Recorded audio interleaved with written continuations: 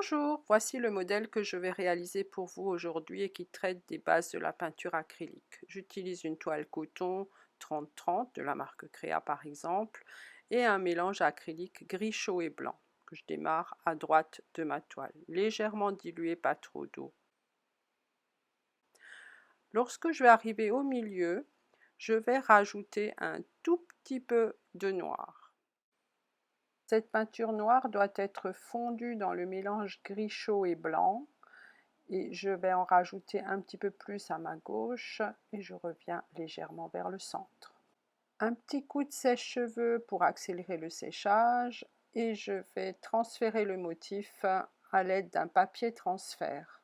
Ce papier existe en blanc ou en noir selon la couleur du fond. Voilà, j'ai centré mon motif et je vais passer avec un stylo bille ou une pointe de décalque.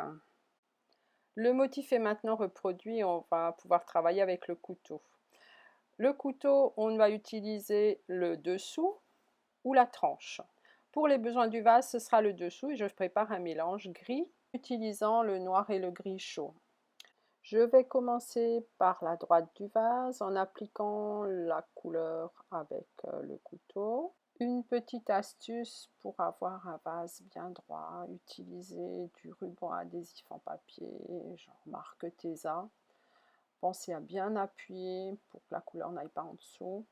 Et je vais reprendre de la couleur que je vais mettre de l'autre côté en partant de ce ruban vers le milieu du vase. On va charger le couteau à droite pour tirer vers la gauche. Ou l'inverse, charger le couteau à gauche pour aller à droite. Voilà, la base est terminée.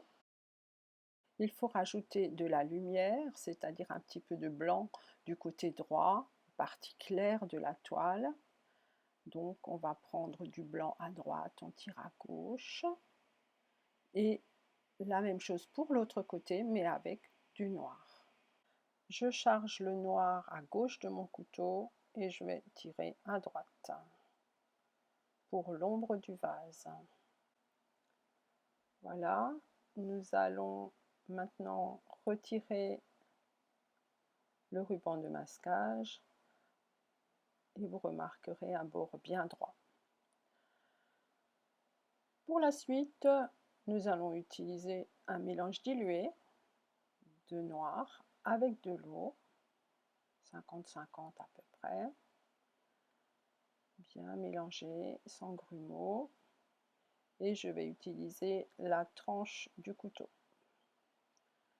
Un petit essai, on passe la tranche dans ce mélange, on teste sur un papier journal par exemple.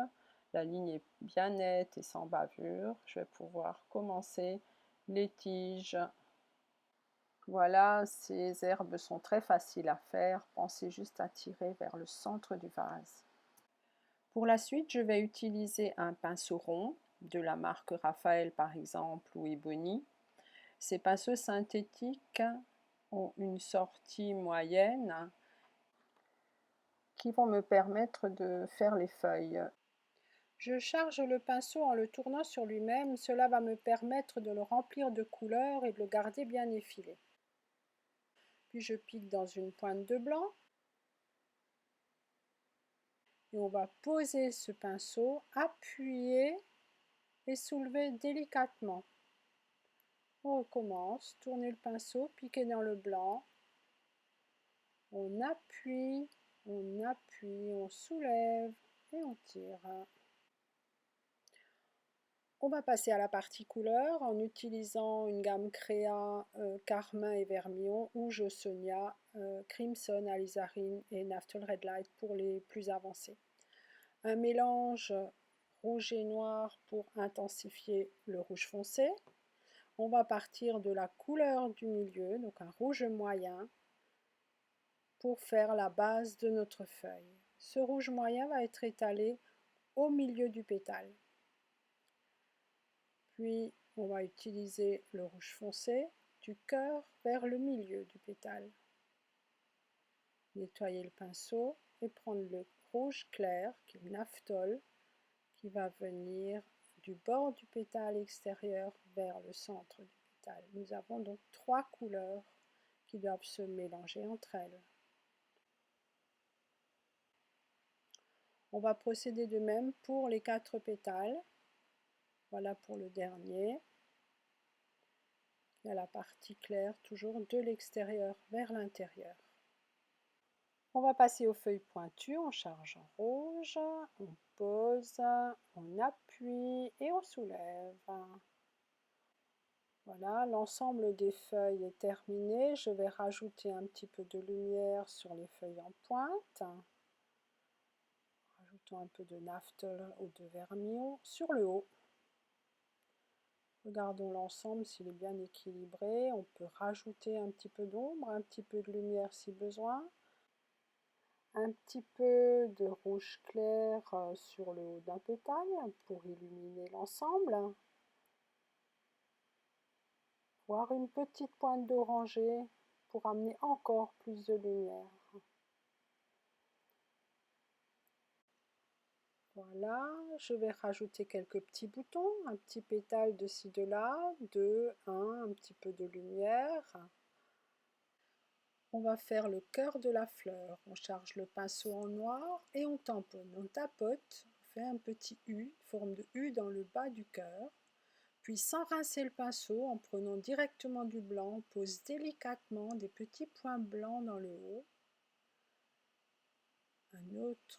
Une forme un peu bombée, et ensuite on va appuyer, le blanc et le noir ensemble vont former du gris qui vient se mettre au milieu du cœur de la fleur. On revient vers le noir encore humide. Quelques petits points noirs, quelques petits points blancs avec la pointe du pinceau en appuyant délicatement viendront terminer le haut de cette fleur.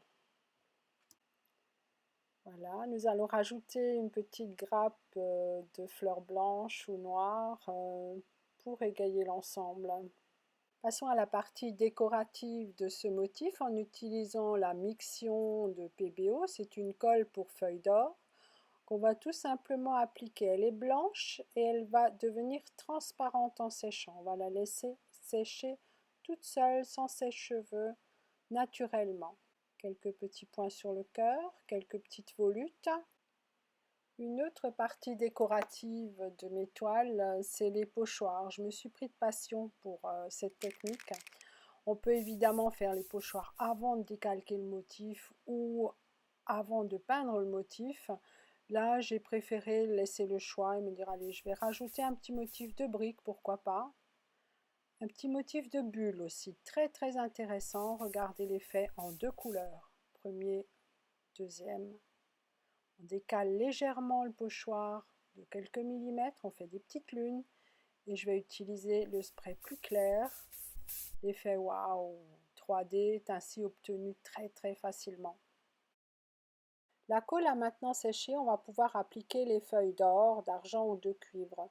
Ces feuilles miroirs s'appliquent tout simplement sur la colle, on soulève et les parties sont dorées. Et voilà le résultat final de ce premier tuto de Vio qui comporte toutes les techniques de base de l'acrylique. À très bientôt pour de nouvelles vidéos.